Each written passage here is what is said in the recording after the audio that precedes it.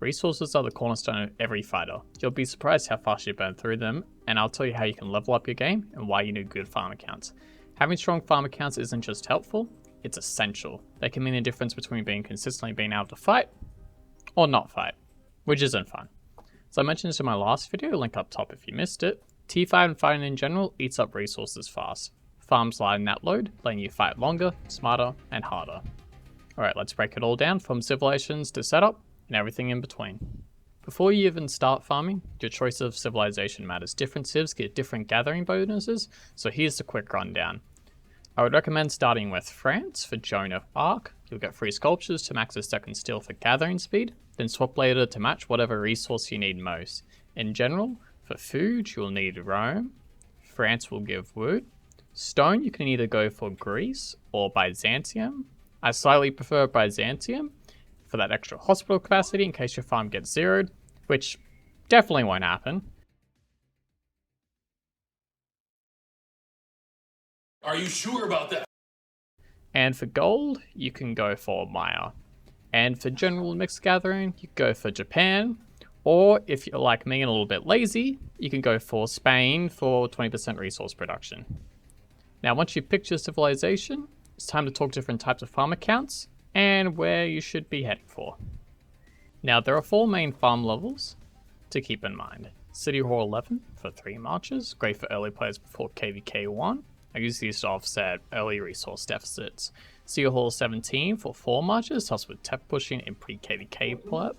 City Hall 22 for 5 marches, this one's a sweet spot for most players. And then City Hall 24 to 25, really only for long-term farms or if you're about to migrate them. City Hall 22 really is the MVP. The IRS doesn't tax you as much. You'll have 5 marches, access to stronger economic techs like Scythe, Whipsaw, shaft mining, machinery, plus a state forum, all really good techs. Avoid City Hall 25 farms though. I would stop at City Hall 24 if you really want to push it that far, since they count towards matchmaking in Season of Conquest and usually upset your kingdom leadership. Save those resources for your main account instead. Speaking of starting out, where should you actually make your farm accounts? Now, you've got 2 main paths here. Option 1, create farms in your home kingdom. That gives you immediate access to the farms and thus its resources, but you'll miss out on early game event rewards. Or you can go for option 2, start farms in a new kingdom. You'll get tons of early bonuses, gems, heads, free resources, but you'll need to wait a few months before migrating them to your new kingdom. Choose based on your needs and current resources. For example, I'm currently making farms in my home kingdom, which is in KVK 1, but that might be different for someone in Season of Conquest. A quick mention I would like to add is the Vengeance game mode, which is only found in newer kingdoms. New accounts there get instant XP and heads for gathering commanders, even after KVK 1 begins. You instantly get all the rewards for them without having to do anything. Some may call it free progress. Nah, I call it profit. Now the Gatherer, you need gathering commanders. There are many different commanders to choose from, and pairing the right commanders is essential. For universal gatherers, you have Joan of Arc, Saka, and Centurion. For food, you have Gaius, Ashida, and Washini Shahao, if I pronounce that correctly. For wood, you have Constance, Tamar, and the new commander Pepin. For stone, you have Matilda and Cleo. Gold, you have Stundiuk and Casimir, also a new commander added recently.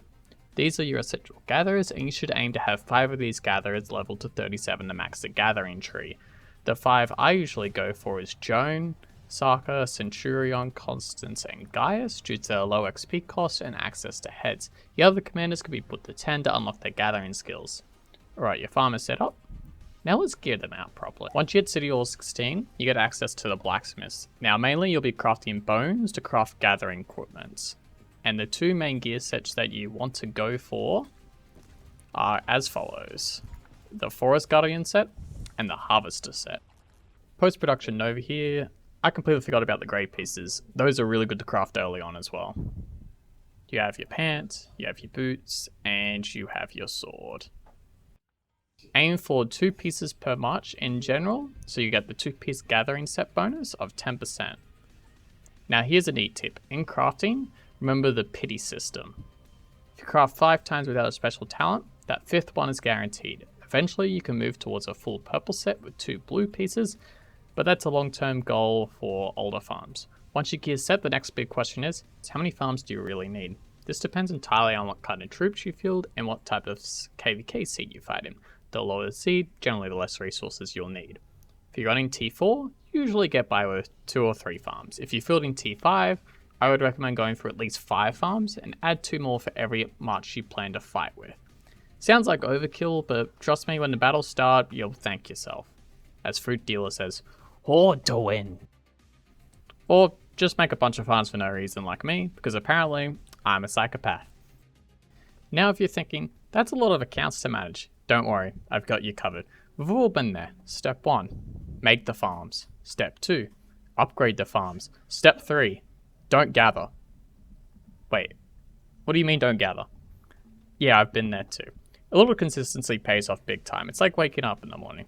You just gotta do it, to be honest. You just gotta really put it in there and just make yourself do it. If you like me and wanna make it easier, here's a trick.